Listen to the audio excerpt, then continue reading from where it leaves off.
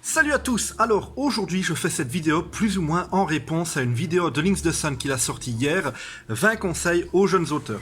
En fait, ça faisait un moment déjà que je voulais faire une vidéo de conseils pour les jeunes auteurs, les pièges dans lesquels ne pas tomber, quelques astuces par-ci par-là. Je pensais le faire avec la présentation de mon prochain bouquin qui va sortir bientôt, mais Links the Sun m'a un peu coupé l'herbe sous le pied. Alors, il le dit lui-même, ce sont des conseils qu'il a donnés en tant que lecteur, et personnellement, en tant qu'auteur, je pense qu'il y a 2-3 choses à approfondir. En effet, il donne de bons conseils, je dis pas que ces conseils sont mauvais, c'est des bons conseils, mais il donne pas d'astuces pour y parvenir, et c'est ça que je vais faire ici. Alors attention, je le répète, je ne dis pas que les conseils que Links the Sun a donnés sont mauvais, que du contraire. C'est juste que je pense pouvoir en compléter certains avec des astuces, des explications supplémentaires, etc. Après, je bosse pas dans le milieu d'édition, écrivain c'est une activité artistique pour moi mais c'est même pas mon métier. Mon opinion n'est qu'une opinion qui n'a pas plus de valeur que celle de Links the Sun. Ici c'est juste une vidéo complémentaire à la sienne, du point de vue d'un gars qui se trouve de l'autre côté du livre. Du coup, si vous n'avez pas vu la vidéo de Links the Sun, je vous invite à aller la voir avant de visionner la mienne. Je la mets évidemment en description. Ok, c'est parti. On va reprendre point par point et ajouter 2-3 autres conseils que je trouve importants et qui ne sont pas dans sa liste. Alors, rien à dire d'abord sur les 6 premiers conseils. Évitez les coïncidences, faites simple. Caractérisez les personnages par contre, j'y reviendrai dans un exemple plus tard dans la vidéo. Le héros a ses défauts, j'ajouterai quand même un truc. Le méchant a ses qualités. Le top du top, c'est même des méchants qui ont pas tout à fait tort. Les meilleurs des méchants, ce sont d'incroyables ordures au début, puis quand on apprend à connaître leur motivation, on se dit que même s'ils sont des salopards, une partie de nous-mêmes comprend pourquoi ils en sont arrivés là. Si le lecteur se reconnaît dans le héros, c'est super. S'il se reconnaît aussi un peu dans le méchant, là c'est gagné. On passe au conseil numéro 7, ayez la main légère sur l'exposition, donc la description de votre univers, et là j'ai un truc à dire, j'ai pas mal de trucs à dire en fait. C'est là que je vais revenir sur la caractérisation des personnages. En même temps, on va parler du conseil 12, ne dites pas montrer, et ça va nous aider à appréhender le conseil 8, sachez quand dire quoi. Pour moi, il y a un truc qui englobe tous ces conseils-là et qui y répond en une fois. Je vais pour ça vous donner un exemple et je vais vous parler du premier chapitre de mon livre Une bonne raison de se battre. Alors, c'est pas que je pense qu'il est irréprochable, loin de là, ni même que c'est le meilleur exemple pour décrire une situation initiale, il y a certainement de meilleurs exemples, c'est juste que je veux vous expliquer le cheminement mental entre l'idée de départ et la mise sur papier. Et comme je peux pas dire ce qui se passe dans la tête des autres auteurs, je prends un livre que j'ai écrit. Alors tout d'abord, vous allez plonger le lecteur dans un univers qu'il ne connaît pas. Faut pas le perdre et faut pas l'emmerder. Pour ma part, c'était mon tout premier livre de SF, Space Opera en plus, donc beaucoup de choses à savoir sur l'univers. Faut écrire le premier chapitre. D'abord, demandez-vous quelles sont les choses indispensables à la compréhension du livre. Le moins de choses possible, mais vraiment ce qui est indispensable. Pour ma part, 1. Le héros. Qui c'est ? 2. L'Empire Sovat. Le lecteur doit savoir ce que c'est. 3. La République de Darn, le lecteur doit savoir ce que c'est. Il y a d'autres races, il y a d'autres superpuissances dans mon univers, mais ces deux-là, c'est le plus présent dans mon livre, et on reviendra sur les autres plus tard. Alors voilà comment j'ai construit le chapitre 1. Le vaisseau du héros arrive dans une station spatiale. Le héros demande l'autorisation de s'amarrer, il se présente comme étant Victor Sanders, commandant du Justice. Il repense aux nombreuses fois où on s'est moqué de lui parce qu'un contrebandier qui appelle son vaisseau Justice c'est bizarre, mais qu'il répond toujours qu'il n'a pas appelé son vaisseau Respect des lois, mais Justice, c'est différent. On sait donc que le héros est un contrebandier, on sait son nom et on sait qu'il ne croit pas en la loi, mais qu'il a quand même un certain sens du bien et du mal. Le vaisseau se pose, le héros parle avec un gars sur les quais et il parle de l'heure à laquelle le vaisseau devra repartir. Le gars demande si c'est sur le fuseau horaire de l'Empire Sovat, le héros explique que oui et pense au fait que l'Empire a envahi la Terre et que ça a donné à l'humanité l'accès à des technologies spatiales. On sait donc que l'Empire Sovat existe et que la Terre en fait partie. Le héros fait sa livraison. Les gars à qui il livre l'alcool de contrebande refusent de le payer.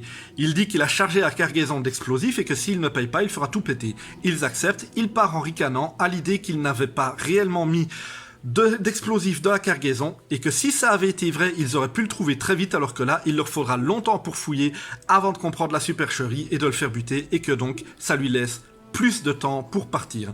On sait donc que le héros est malin, filou et qu'il privilégie la ruse sur la violence. Dans la rue, il voit un prêtre astriste qui prêche en pleine rue. C'est un Darnien, je peux donc expliquer à quoi il ressemble, et qu'ils sont en rivalité avec l'Empire. En plus, le prêtre parle de sa religion, persuadé que les planètes et les étoiles sont des divinités. On sait donc que la République de Darn existe, qu'elle est en rivalité avec l'Empire soviétique, et qu'une religion vénérant les astres y a de l'importance. Le héros va dans un bar, il croise un soviétique qu'il connaît, je peux donc décrire à quoi ressemblent les soviétiques. Fin du chapitre 1. En un chapitre, j'ai expliqué qui était le héros, j'ai expliqué ce qu'était l'Empire, j'ai donné un visuel d'un soviétique, expliquer ce qu'était la République de Darn, donner un visuel d'un Darnien, expliquer ce qu'était l'astrisme, tout ça sans jamais cesser de faire avancer l'histoire pour un moment dire « Stop ! On arrête l'intrigue, je dois vous parler du passé. » J'ai rien dit sur le passé du héros, ça viendra plus tard dans un dialogue. J'ai rien dit sur le fonctionnement interne de l'Empire, ça viendra plus tard quand le héros arrivera sur une planète impériale et la décrira. J'ai rien dit sur le fonctionnement de la République, ça viendra plus tard dans un dialogue où le héros expliquera pourquoi pour lui, ils sont aussi salauds que l'Empire. Le truc, c'est de donner des informations sur les personnages et sur l'univers, mais sans arrêter de faire avancer l'histoire. J'ai lu quelque part, je ne sais plus de qui c'était, qu'il ne fallait pas perdre son temps en description, que si un personnage était mauvais, il fallait lui faire faire de mauvaises actions, pas la peine d'expliquer au lecteur qu'il est mauvais, il le verra très bien lui-même. Pour un univers, c'est pareil. Si vous voulez parler d'une race extraterrestre ou d'une race magique, pas la peine de dire au lecteur que ça existe. Mettez-lui un exemplaire d'un personnage de cette race sous les yeux et il verra bien que ça existe. Dans Star Wars, Luke Skywalker arrive chez Obi-Wan et l'ancien Jedi lui sort un sabre laser. On vous a pas dit que ça existait, on vous l'a présenté et voilà, avec une petite explication et on approfondira plus tard quand ce sera opportun. C'est un bon moyen, je pense, de faire une exposition efficace qui ne va pas perdre le lecteur ni l'emmerder. Il ne faut pas décrire l'univers, il faut créer des situations qui vont permettre au lecteur de le comprendre au fur et à mesure. Alors conseil numéro 13, choisissez le ton, le point de vue et le registre. Rien à redire, hyper important. Conseil 14, faites parler vos personnages comme des gens. N'oubliez pas une chose, un livre doit être écrit avec un effort de style. Mais on ne fait pas d'effort de style quand on parle. Je sais qu'on va vous dire qu'à l'écrit, c'est du langage écrit point barre, mais c'est faux. Les dialogues, c'est des dialogues. Quand vous parlez avec votre boulangère, vous parlez au passé simple? Non, vos personnages, c'est pareil. À la limite, placez même de petites fautes de français quand vos personnages parlent. Faites-leur dire des choses mal. Même genre des grosses fautes pas belles. Tiens, ce que je viens de dire là. Même genre des grosses fautes pas belles. Dans un livre, ça passe pas. C'est pas beau, on est bien d'accord. Mais c'est comme ça qu'on a tendance à parler. Alors de temps en temps, laissez vos personnages dire mal des trucs. Bon après, si vous êtes en train d'écrire sur deux avocats qui parlent en plein tribunal, évidemment le langage doit être plus soutenu.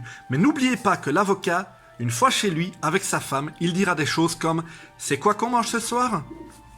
Alors, là où j'ai pas mal de choses à dire, c'est à propos des bêta-lecteurs. Avoir des bêta-lecteurs, c'est bien, mais il y a une chose très importante à laquelle quelqu'un qui n'écrit pas ne peut pas penser. Comment on sélectionne un bêta-lecteur? Pour moi, il y a deux catégories à éviter. Les écrivains et les personnes qui sont très attachées à vous, genre vos parents ou vos amis très proches. Je m'explique. Vos parents, normalement, ils vous aiment. Moi, quand j'ai commencé à écrire, j'ai voulu me faire relire. Alors, pour savoir si je faisais de la merde ou pas, je me suis dit, mon père, il a étudié les gréco-latines, il a un niveau de français excellent, il lit énormément et il est du genre très franc et clash. Donc, il me dira si c'est mauvais. Grosse erreur. Mon père, il a juste vu que son fils écrivait un livre et qu'il était fier. Il a laissé passer plein d'erreurs, alors que je le redis, ça lui ressemble pas, mais il était fier de son fils, alors il les a pas vues. Les gens qui vous aiment vont être impressionnés et vont vouloir vous encourager. Choisissez des personnes pragmatiques que vous connaissez de loin. Évitez la famille. L'attachement émotionnel, ça va juste rendre les choses beaucoup plus difficiles pour vos bêta-lecteurs qui devront vous donner une opinion objective sur des personnes qu'ils aiment. Ce sera plus difficile pour eux. Et pour ce qui est du premier jet qu'il faut relire, je vais vous dire ça comme ça.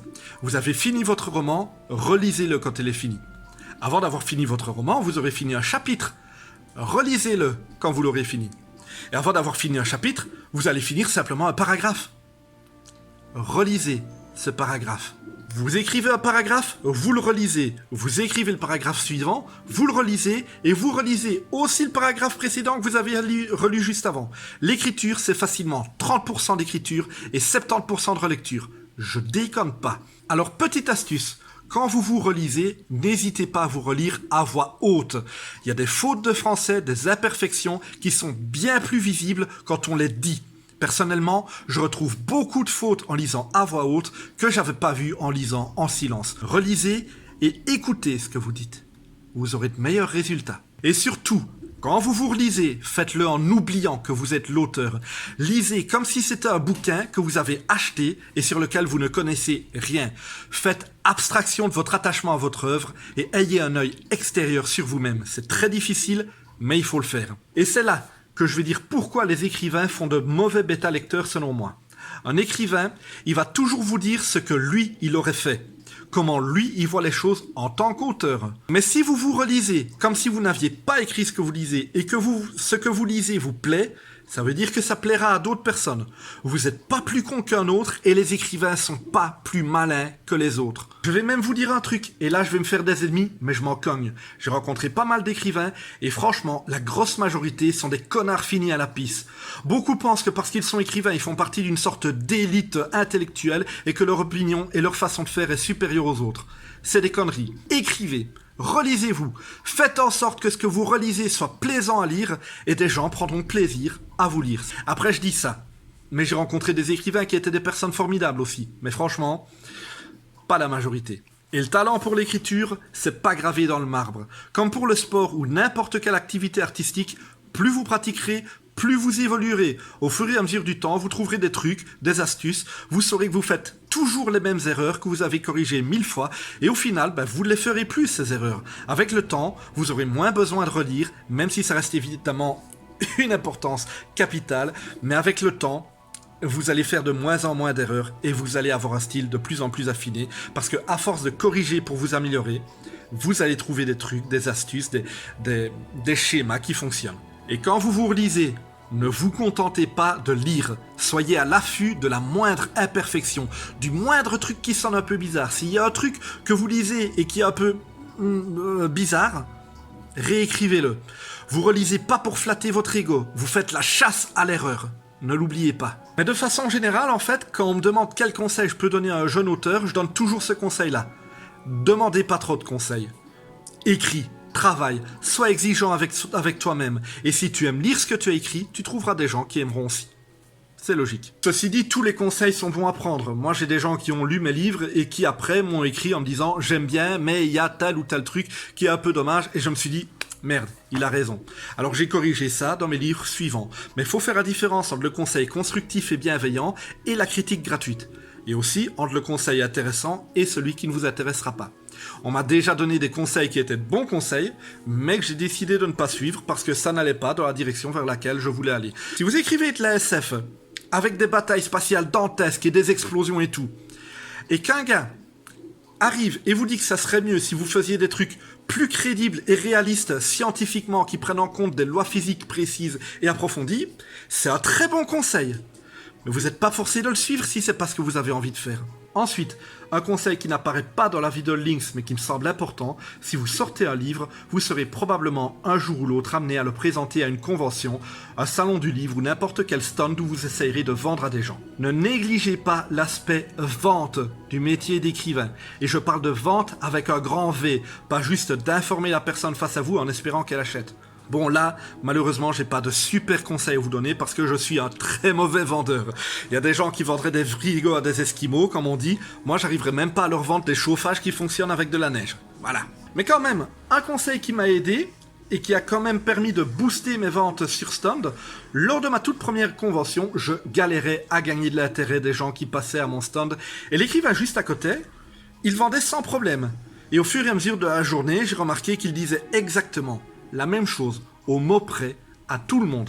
Si vous devez présenter votre livre, écrivez un texte à l'avance. Répétez-le, apprenez-le par cœur. Un texte qui dira précisément à la personne face à vous quels sont les points forts de votre livre. Ça évitera que vous cherchiez quoi dire, que vous cherchiez vos mots, que vous bafouillez, ou que vous ne soyez pas précis dans ce que vous dites, ou même que vous laissiez que vous oubliez certaines informations importantes sur le livre. Et vous aurez l'air bien plus assuré et bien plus vendeur une fois face à un potentiel lecteur. Autre chose, utilisez intelligemment vos champs lexicaux. Alors c'est quoi un champ lexical? C'est un ensemble de mots plus ou moins liés. Par exemple, si vous voulez décrire une bataille épique, utilisez le champ lexical de la force, c'est-à-dire essayez de placer des mots comme glorieux, destin, brave, vaillant. Si vous décrivez une personne qui met le personnage mal à l'aise, essayez de caser des mots comme sale, oppressant, froid. Pareil, si vous voulez décrire une scène qui fait peur, le passage de Frankenstein que Lynx lit dans sa vidéo est un très bon exemple de champ lexical de la peur, avec des mots comme misérable, monstre, mâchoire. Elle dit que le rictus ridait les joues du monstre. Elle dit que le personnage se réfugie, redoutant le moindre son. Comme Lynx le dit, pas la peine de dire qu'il a peur. Un champ lexical bien utilisé vous permettra de créer une ambiance propice à la scène que vous écrivez. Et un dernier conseil, et pas des moindres, blindez-vous.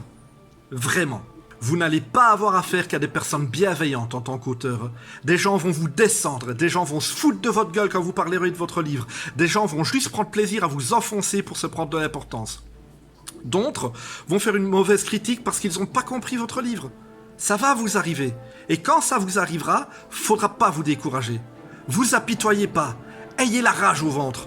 Vous laissez jamais abattre. Gardez la tête froide et croyez-moi, je sais que c'est difficile quand ça arrive. Quand un mec écrit une critique assassine sur votre trilogie, et qu'il écrit que c'est décousu parce qu'il n'y a pas de réelle continuité entre les tomes, parce qu'il s'est trompé et a lu un autre livre qui n'a rien à voir à la place du tome 2, que des années de travail sont traînées dans la boue par un type trop con que pour se rendre compte que s'il ne comprend rien au tome 3, c'est parce qu'il n'a pas lu le tome 2, ça donne juste envie de plus donner la peine d'écrire. Les gars, quand ce genre de merde va vous arriver, remettez-vous en selle. Des gens aimeront, des gens détesteront. Vous serez publié par un gros éditeur ou bien par un petit éditeur sans prétention ou vous serez juste auto-édité. Si vous aimez écrire, écrivez. Vous verrez plus tard là où ça vous mènera.